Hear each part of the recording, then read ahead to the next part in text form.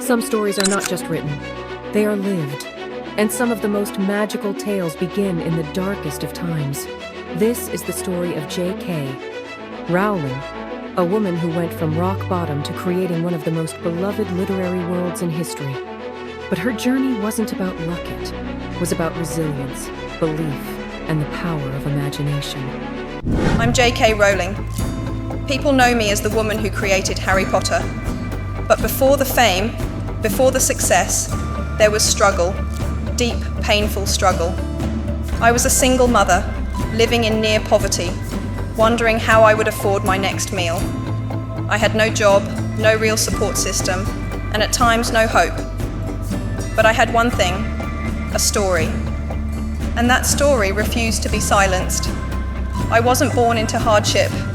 I had a loving childhood, filled with books, dreams, and an imagination that ran wild.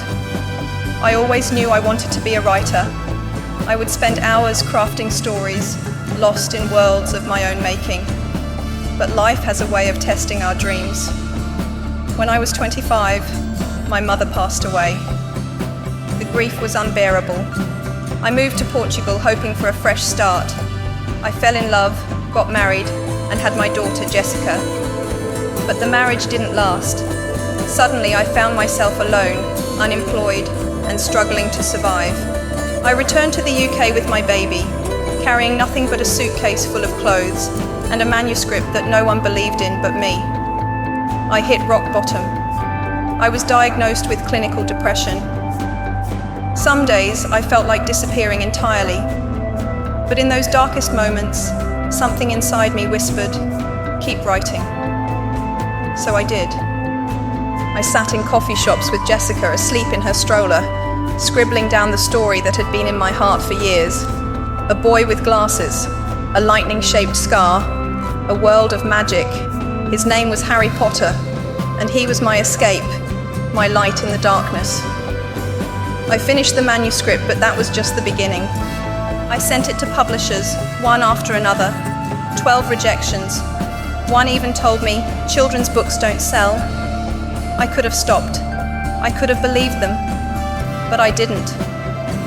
Then one day a small publishing house, Bloomsbury, said yes. They printed 500 copies. Just 500. I was overjoyed but cautious.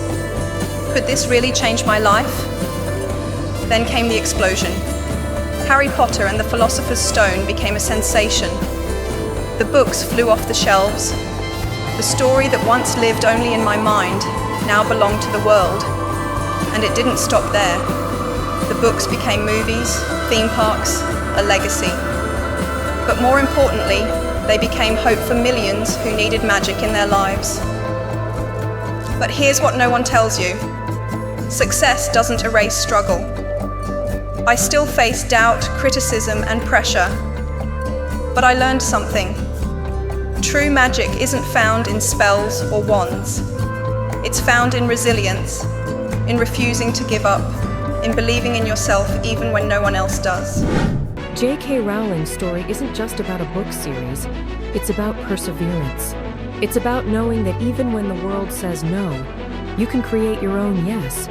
Her story reminds us that no matter how dark things seem, there is always light sometimes in the form of a dream that refuses to fade. So, what's the dream you're holding on to? What's the story you refuse to give up on? Let us know in the comments because the next great story might just be yours.